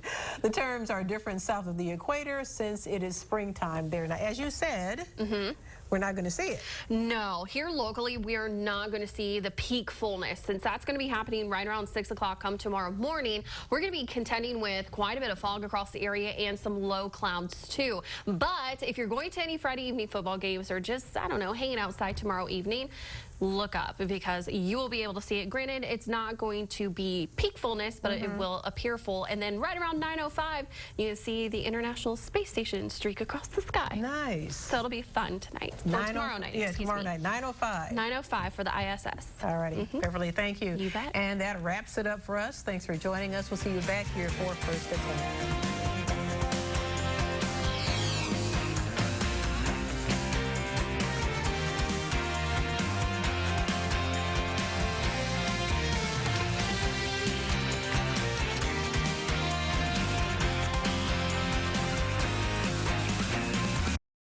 That started this morning ends with an arrest in downtown Fort Wayne. What police say happened. And police pull a dead body from a downtown Fort Wayne river. Hear from an eyewitness who says he saw the whole thing unfold. Plus, a party boat company is looking to dock in Fort Wayne, but some residents are not on board. We'll explain in just a little bit. I'm Briana Byus, Fox 55 News. First at 10 starts now. The area's only primetime local newscast. This is Fox 55 News, First at 10. Good evening. Thank you for joining us. In custody, that was the word just before 5 tonight, bringing an end to a 6-hour standoff that shut down parts of the city this afternoon. We've been bringing you team coverage all day, and tonight we have new details about what happened and how it concluded. Fort Wayne police say it all started about 11 this morning on Barr Street, just across from Southside High School, when a victim witness coordinator visited the home of a domestic violence victim. Once they realized her alleged abuser was in the house with her, heavily armed SWAT team members surrounded the home and urged the man to come outside. Finally, just before 5, they used tear gas, flashbangs, and a battering ram to break down the door. You're talking, if things are going smooth and nothing's happening, then you can kind of, you kind of tend to relax, but all of a sudden, there could be something that happens that all of a sudden, okay, we might have to act right away, and then your adrenaline goes up. So it's a up and down roller coaster of emotions when you're out here for this long. I mean, keep in mind, you've been out here. 6 people were inside the house. 28-year-old Trey Bennett was arrested at the scene, while the others were let go. Bennett is charged with domestic battery causing injury, invasion of privacy, and and criminal confinement. And just minutes after the standoff ended, Fort Wayne police responded to the Maumee River. There, just beneath the Tecumseh Street Bridge, a kayaker discovered a body floating in the water. Officers and firefighters removed the body from the water and pulled it up to the bank. Neighbor Edgar Rimrell has lived in the area for about 20 years and says, unfortunately, this is not the first time it's happened. A lot of sirens going on. I came out, looked to see what was going on, and there was a body in the river. And I mean, it's unfortunate. Police have not yet identified the person or their gender, and it's still an active investigation. Anyone with information about the incident is encouraged to call the Fort Wayne Police Department at 260-427-1201, or you can use the P3 Tips app. Police in New Haven are also busy today. They're searching for a man who robbed the check-into-cash location on Lincoln Highway West. Police say he entered the business just before 1 and demanded all of the cash from the drawers. He took the money and put it into a trash bag, then ran off. Take a look. He's described as a black man around 25 years old, 5'7", and 150 pounds. Police have searched the area with dogs and drones, but have not found him yet. If you have any information about his identity, you're asked to call Crime Stoppers at that number on your screen. That's 260-436-STOP or 260-436-7867. From check cashing to check floating, 2 men are behind bars in Adams County tonight, accused of passing fake checks. They say one even led them on a chase. Byrne police got a report of possible fraud at a business on Heritage Trail just after 1 p.m. Wednesday. They arrested 34-year-old Paul Lane on fraud charges. The other suspect was 28-year-old Lawrence Freeman, who faces fraud and resisting law enforcement charges. That's because police say Freeman drove off and led them on a chase to Tillman Road and Hannah Street in Fort Wayne. He got out of the car and ran, but was quickly arrested. Decatur police tell Fox 55 the men were part of a multi-county check fraud scheme, and the investigation is still ongoing. An early morning crash in rural Kosciuszko County has left 1 man dead and 3 people injured. Deputies and medics responded to State Road 15 and County Road 900 North just after 4 this morning. Deputies say 25-year-old Cesar Martinez ran the stop sign on 900 North, and deputies say he hit 33-year-old Nathaniel Foster. Take a look at this photo of Martinez's vehicle. He and 2 passengers were injured in that crash. You can see Foster's SUV in the background of this shot rolled over and crushed. Foster died at the scene from his injuries, and that investigation is also ongoing. In Grant County, a man is dead after police say a train hit his van. It happened at the train tracks on County Road 600 and 100 West. Authorities say the train was going north when the van crossed the tracks.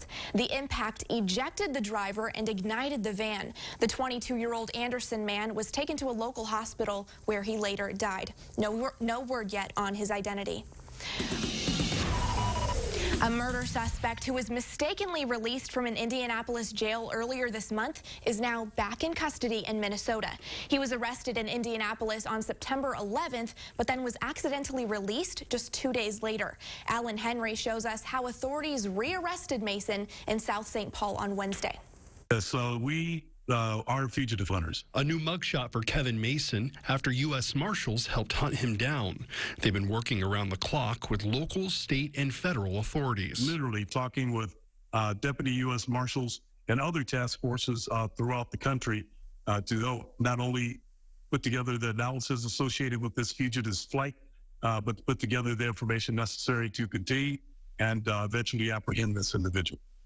Mason was wanted for the 2021 murder of Dontavius Catchings and had been caught in Indianapolis on September 11th before being accidentally released by jail clerks 2 days later. They were short-staffed.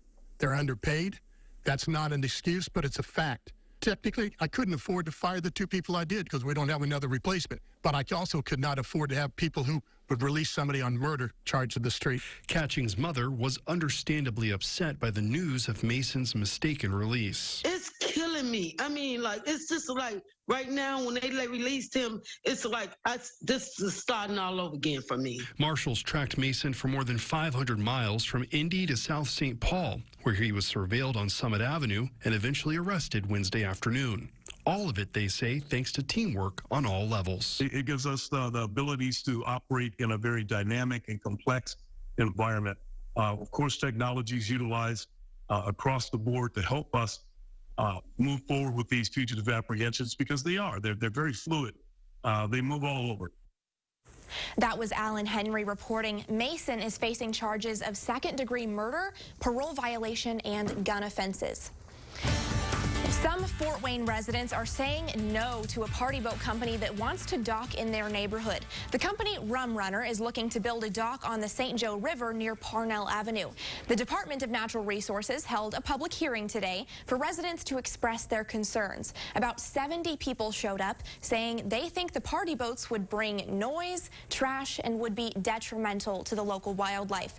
Resident Julie Donnell says she walked away from the hearing with a new conclusion.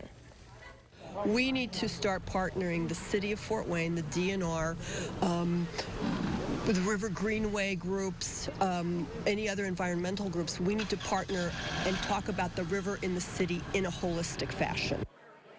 Representatives of Rum Runner were at the meeting, but they declined to speak on camera. They told us they want to have as minor a footprint on the public land as possible. Now, tonight's hearing did not result in a final decision. Instead, the DNR says they're taking the public feedback into consideration, and they say if the company's request does get approved, residents will still have 18 days to appeal it. Well, the third day of rain in a row, and I'm sure the plants are just as thrilled as you and I are, Beverly. Well, what are the conditions going to look like later on tonight? You know what? We actually do have that rain moving now as we speak. That low that's been vacationing nearby, it is packing up its bags and moving out. In the meantime, we do have some clouds cast across the area, and the showers are outside of our neck of the woods, and temperatures are in the low to mid 60s, 63 in Cuttaville, 64 in Huntington, and 65 in Fort Wayne. We keep the clouds, and then we're going to dash in a little bit more fog, but it could be dense as we get closer to daybreak come tomorrow morning with temperatures near 60 degrees. I'll help you plan your morning commute coming up in moments. Beverly, thank you. Well, House Republicans are still far apart on making a decision to avoid a government shutdown. Why the party is at odds with each other. The border debate and the economy took center stage at last night's Republican debate. We'll have a recap of the event when we come back. And police in Maryland make an arrest following the death of a prominent tech CEO. Why they say the suspect could be involved in a string of other crimes. You're watching Fox 55 News First at 10 with Terra Brantley, Chief Meteorologist Beverly Perry, and Sports with Sports Director Justin Prince. The news you need from the area's only primetime local newscast. The Urban League crowded for candidate night tonight, with residents eager to learn more about our local politicians. Fox 55's Aeverine Johnson was there and has the details about the event. Aeverine? Yes, Briana, with elections right around the corner, campaigns are in the final stretch to get their message out to the community. I spoke with several Urban League board members to find out why this event is important for the community. The first ever candidate night here at the Fort Wayne Urban League is here, a chance for the community to meet their local candidates before casting a ballot. How are you doing, young man? We know that voting is so very important, but in order to get people to the polls to vote, they've got to be engaged. And this just offers an opportunity where people feel like their voice can be heard. With the election on November 7th, campaigns can see the finish line. Thank you. And the Urban League wants local voters to be as educated as possible. We want to give the candidates an opportunity, and the community especially an opportunity, to hear the candidates, to hear some of the answers that they give to the questions that the community is asking, so they can make an informed decision when election day arrives. Mayoral candidates Tom Henry and Tom Didier answered a series of questions about how they plan to benefit the city as it continues to expand. And it's to help people. Indiana governor candidate Eric Doden made an appearance at the league tonight to support the city's leaders. I want to stop by because what's really important is local leaders. And I've said this a lot on the campaign is what's happening in the mayor's office, what's happening in city and county council, and these different leaders are very important to Indiana and what we're doing. Turnout was much more than expected, and the Urban League board members say they were thrilled about the turnout and the interest that the residents had in our local politicians. Live in studio, I'm Aeverine Johnson, Fox 55 News. Avery, thank you. Well, we're just days away from the deadline to avoid a government shutdown, but it seems House Republicans are growing even further apart, at odds within their own party on how to avoid that outcome. Caroline Shively tells us what their strategies are looking like right now. The clock is ticking. Congress has until midnight Saturday night to strike a deal to fund the federal government. In a matter of hours, we're going to shut down the government. Goldman Sachs already puts the chance of a shutdown at 90%. And so far, Congress can't even agree on a continuing resolution that would temporarily keep the government open. What are we, 61 hours before the shutdown? And we haven't even had the first committee meeting. America doesn't work like that. In the event of a shutdown, functions deemed essential will still get done. You'll get your mail and Social Security checks, and air traffic controllers and federal law enforcement officials will still go to work. But millions of federal employees won't receive paychecks, including 2 million members of the military. The Senate is working on a bipartisan bill to avoid a shutdown. Make a proposal on border security, married up with the package we have. Hopefully that will keep the government open. Then we do a supplemental to provide more security. We need to keep the government running. It is not going to help security at the border if the government shuts down and people are not getting paid in a timely manner. But without border provisions, some House Republicans say they're a no vote. If we give our funding package to the Senate and they return it without any border security measures, that is also dead on arrival. The last government shutdown started right before Christmas in 2018 and lasted just over a month. In Washington, Caroline Shively, Fox News. New claims are out for jobless benefits, and they show the job market is still holding strong. The Department of Labor reported Thursday initial claims for unemployment insurance last week were 204,000. That's up 2,000 claims from the previous week's revised total, which was the lowest level since late January. Meanwhile, U.S. consumer spending was much weaker in the second quarter than previously estimated. Also staying low, pending home sales. The National Association of Realtors reports a drop last month by more than 7% from July. It falls short of an analyst's expectations and coincides with mortgage rates sitting at a 20-year high. Financial reports suggest Americans are reining in their spending overall. Major topics at last night's second Republican presidential debate: the border and the economy. Madison Allworth takes a look from Simi Valley, California.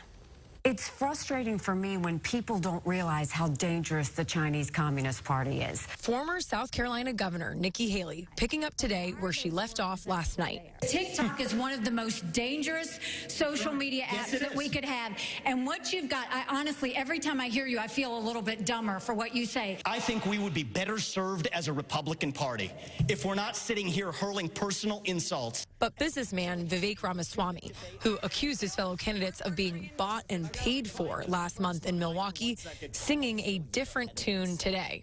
And so did I take a lot of personal fire? Yes. But I'm not running against any of those candidates. I'm running for this country, and that's what I'm keeping in mind. Gentlemen, you'll have your turn. It was a fiery debate at the Reagan Library in Simi Valley, California. We got the hell out of there. The candidates covering a number of key issues, including who was missing from the debate stage. It's one thing to do it behind a keyboard. Step up on stage and do it to my face. Former New Jersey Governor Chris Christie said Donald Trump failed to deliver on immigration. His promises in 15 and 16 were a lie. He didn't accomplish it. He didn't get it done, nor did he change our immigration laws one bit so that they could be sustained in a Democratic presidency.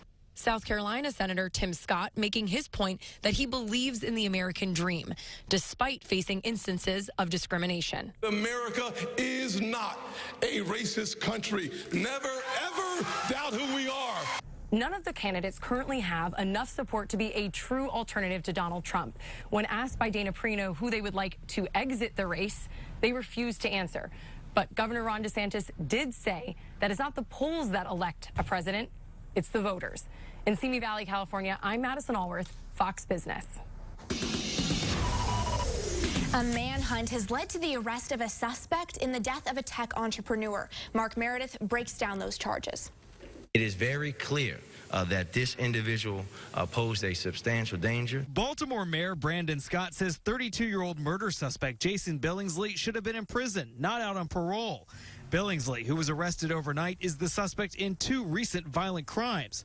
The first, a rape, arson, and attempted murder 9 days ago. The second, the murder of 26-year-old tech CEO Pavel Lepere.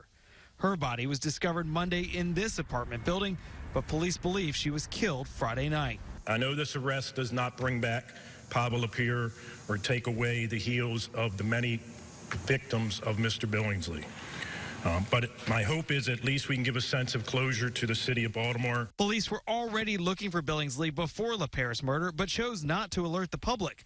They say because the first attack was targeted at someone he reportedly knew. Had it been a random act, we would have put out a flyer right away saying that this individual was on the loose committing random acts. Billingsley was released from prison last fall after serving 9 of 14 years behind bars for a sex assault case. Prosecutors say he was released on good behavior and put on probation, but now believe the release rules deserve a second look. We need to see what we can learn from this and how it's letting some individuals that may not be fully rehabilitated back on the streets maybe a little more quickly than they should be. Investigators say they will look at all of the other unsolved crimes in Baltimore over the last 11 months since this suspect got out of prison to see if there's any possible connection. And prosecutors say they also plan to seek life without the possibility of parole once this case goes to trial. The death penalty is not an option in the state of Maryland. In Baltimore, Maryland, Mark Meredith, Fox News. Coming up, still no deal between the UAW and the big 3 automakers, and that means the strike could expand. What that expansion could mean for Northeast Indiana. Fog is developing across the region, and it's expected to become dense in spots. I'll explain that. Plus, some sunshine and warmth also returns. Details are coming up. Now, from Fox 55 News, Chief Meteorologist Beverly Perry with your hometown forecast from the Fox 55 Severe Weather Center. The latest drought monitor released earlier this morning, the one right here, this is from last week where we had abnormally dry conditions across northwest Ohio. This beige color, that's a moderate drought. Of course, these conditions have expanded across the area, all of northeast Indiana and northwest Ohio in a moderate drought. Just keep in mind what rain has fallen from basically to 8 o'clock in the morning, on Tuesday to now will not be accounted for, but we're still at a deficit across the area, believe it or not, because we haven't seen a whole lot of rain, honestly, over the course of a month and a half. So here is what it looks like so far at the Fort Wayne International Airport. 1.63 inches. We're still at a deficit. Yes, we are at about 1.25 inches. We're still at a deficit for the year of about 2.35 inches. And this is all after for that 3-day total of about 1.31 at the airport. That low is shifting off to the east, so the rain, it's done. But now we're dealing with fog. Simple reason being we have a lot of moisture across our area, and any thin spots in the cloud cover will also help to basically exacerbate the visibility, like lower our visibility. So we are seeing visibilities ranging from about 3 to about 6 miles, and of course some places not being impacted. But as the hours tick on, these readings will continue to drop. So if you're watching me and you're hearing this, maybe add a little extra time to your morning commute. Set that alarm clock a little bit earlier for tomorrow morning. 65, that's what we have in Fort Wayne right now. 61 in Auburn, 64 in Bluffton. And tonight, overnight lows, they're only dropping into the upper 50s and lower 60s area-wide, so not too far off where our current temperatures are. And of course, that fog. I think future trackers kind of overdoing it. I think the best opportunity of that dense fog setting up shop will be along and south of the US 24 corridor, and then patchy dense fog north of it. But overall, that possibility does reside closer to daybreak as a lot of us get our day going. And this fog will be slow to go. Simple reason being, we'll have a lot of cloud cover still across our area, kind of trapping in that moisture until about the lunch hour. Notice we still have the clouds across the area, but it'll slowly erode away. We're turning partly cloudy in the afternoon and then eventually mostly sunny later on in the evening. Temperature-wise, we're on the cooler side of things tomorrow, but a little bit warmer than today, so we'll take it, right? Low to mid 70s area-wide tomorrow afternoon. But look at this. Guess what tomorrow is? Football Friday, looking fantastic for it. Near 70 towards kickoff, about the lower 60s as the games wrap up. But overall, the weekend looking absolutely phenomenal. We may have a touch of fog again Saturday morning, but did someone order 80s? Because they're coming back. Oh, lovely. You know, we've been praying for this rain. Yes. And it just keeps coming. Yes. At least for the last few days. It's been very nice. We're still at a deficit, though, and we're not going to see any really good rainfall chances until maybe next Friday. So, of course, that deficit is going to continue to grow. Well, that's awfully unfortunate. We'll just keep praying for it. Thanks, Beverly. Well, speaking of not getting everything we want, Senator Bob Menendez says he's not going down without a fight. This as he goes before the Senate's top Democrats after pleading not guilty to federal charges. We'll tell you where his trial stands in just a little bit. Plus, it's Thursday, which means Friday Night Lights are back tomorrow night. Justin breaks down the locker room's game of the week between Bishop Dwenger and Bishop Lohr's later in sports. The area's only primetime local newscast. This is Fox 55 News, first at 10. Thanks for staying with us. Neighbors on Barr Street had to wait hours to return home today during that 6-hour standoff near Southside High School. Eventually, police entered the house by force, arresting 28-year-old Trey Bennett. Investigators say Bennett was inside the home with the woman he's accused of beating earlier and armed.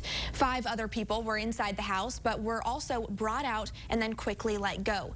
Bennett's charged with domestic battery causing injury, invasion of privacy, and criminal confinement. For more information on this story, you can go to this story on our website at WFFT.com.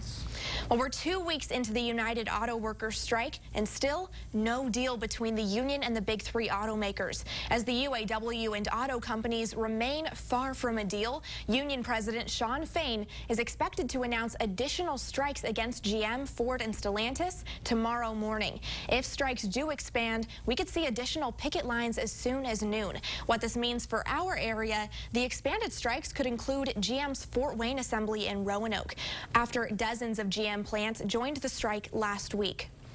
New Jersey Democratic Senator Bob Menendez is making it clear to his Democratic colleagues he's not going down without a fight. Menendez addressed his fellow senators just 1 day after pleading not guilty to federal charges. Aisha Husney has the reaction from Capitol Hill.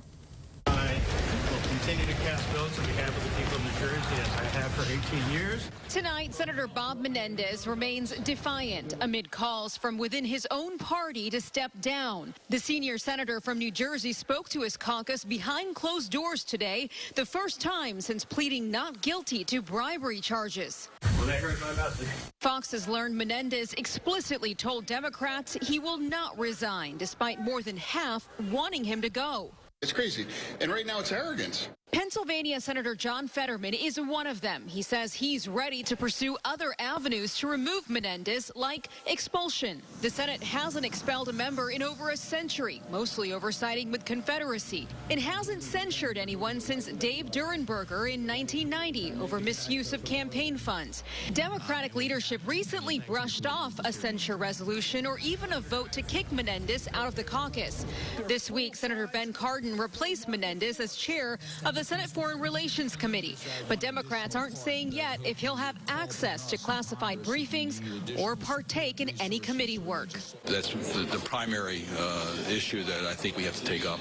And one senior Democratic senator who did not want to be identified told Fox that he's really depressed over all of this and that Democrats really don't know what to do about Menendez. On Capitol Hill, I'm Aisha Husney, Fox News. Prescriptions for weight loss drugs Ozempic and Wegovy have surged 300% in under 3 years. During the last 3 months of 2022 alone, health providers wrote more than 9 million prescriptions for them and similar weight loss drugs. That's according to a new report from Trilliant Health. The hackers who breached multiple government agencies back in May stole about 60,000 emails from senior officials. A Senate staffer included information on officials' travel itineraries. The hackers raided the unclassified email accounts of 9 officials focused on East Asia and the Pacific, and another official who covers Europe. Peloton shares are up 14% after announcing a partnership with Lululemon. The company's announced what they're calling a 5-year strategic global partnership. Lululemon is ending its Mirror Fitness hardware, and Peloton will end its private label fitness clothing. New mortgage rates suggest the housing demand is cooling off. Those rates hit their lowest level since the turn of the century. The Mortgage Bankers Association's index of mortgage applications falling 1.3% last week, while the average rate of a 30-year loan climbed to 7.41%. 1 year ago, the rate was 5.65%. U.S. Army Private Travis King is back on U.S. soil after going missing in North Korea. This morning, the Defense Department says King landed at the Joint Base San Antonio Fort Sam Houston. Officials say King, quote, willfully and without authorization crossed the military demarcation line into North Korea in July. King is expected to be moved into a medical center in San Antonio. Will official intelligence make it into classrooms? One major investment seems to indicate it will. We'll tell you where that's coming from and what it could mean for students after the break. Artificial intelligence use is exploding nationwide, and that raises the question of whether it'll eventually find its way into classrooms. That question is settled as education technology companies make big investments into AI. Eben Brown reports. As artificial intelligence becomes more common, the question is no longer if we will see it in the classroom, but rather how quickly it will be integrated. And as its use accelerates, ed tech companies are making significant new investments in AI, including Brainly, the most used education app in the world. They're unveiling a new suite of AI-powered features, including a program that uses artificial intelligence to solve math problems framed as word problems, and an AI tutor product that offers personalized learning support 24 hours a day. The AI understands the context of the explanation that they're viewing, so they can dig in deeper to that explanation and start digging into the details, asking questions. Why is this? How does this work? The company also offers traditional tutoring help from a human, but the AI component was added after their research showed a large number of students were seeking help, but not from a tutor. They wanted that interaction, they wanted that help, but they didn't want the social pressure of interaction with another human being. But bringing AI helpers to the classroom on a broader scale is expected to take time. Schools often lack the money for high-tech solutions, and the difficulty of getting new expenses approved means the technology is often out of date by the time it arrives. It's a problem with funding. It's a problem with decision-making cycles. It's not unsolvable. We just need to be faster and better. And a new study shows that more than 60% of students are already using AI for help with homework. In Miami, Eben Brown, Fox 55 News. Very interesting. Well, staying in the technology world, GameStop has announced a new CEO chairman, Ryan Cohen. He'll assume the position effective immediately. Prior to joining the GameStop board of directors in 2021, Cohen founded Chewy, which was an online retailer for pet goods, in 2011, remaining with the company following its purchase by PetSmart for $3.35 billion. An important recall notice for parents tonight. Federal safety regulators are warning customers to stop using a certain bassinet because it could be deadly for the baby. The warning from the U.S. Consumer Product Safety Commission applies to the 5-in-1 rocker bassinets. The CPSC says they pose risks of suffocation, strangulation, and falls to infants. They were sold online at Walmart.com and other websites and were sold in green and gray color schemes. Next time you head to Costco, you may notice a new product. The warehouse chain is now selling 1-ounce gold bars, and they're already starting to sell out. If you're a Costco member, you can purchase a 24-karat gold bar for $1,949. There is a limit, though, of 2 per customer. Girl Scouts across the country are learning a real-life lesson in inflation. A number of councils are increasing cookie prices to cover rising costs. Girl Scouts of the USA says prices vary because local councils set them. Classics like Thin Mints will now cost $6 in some areas. That matches the price of varieties like S'mores and Toffee-Tastics. As Taiwan celebrates its first domestically built submarine, threats from China grow. Taipei is boosting military deterrence against growing threats from Beijing, and Taiwan's president presided over the ceremony, officially named Narwhal in English. The submarine joins a military made of many American-built pieces. Fog develops across the region tonight, plus some sunshine and warmth returns just in time for the weekend. I'll break it all down for you next. Now, from Fox 55 News, Chief Meteorologist Beverly Perry with your hometown forecast from the Fox 55 Severe Weather Center. Well, that area low pressure that's brought us daily rounds of showers, even a few thunderstorms, it is finally slipping away from our region. It is off towards Cincinnati and will continue to travel along the Ohio River Valley and finally off to the east. It's going to be taking the cloud cover with it eventually. Right now, we still have the clouds across the area. No rain to report, but we do have a few areas of fog that are setting up shop across the area as we speak. It's a little bit denser across areas closer to Lake Michigan, even downwind of Lake Michigan too. You can see those darker colors near LaPorte County, but nonetheless, we do have reduced visibilities across our neck of the woods where they're kind of hovering in around 4 to about 7 miles. So kind of a touch of light fog out there, but these readings will continue to drop, especially as we get closer to daybreak come tomorrow morning. So set your alarm clock a little bit earlier for that morning commute.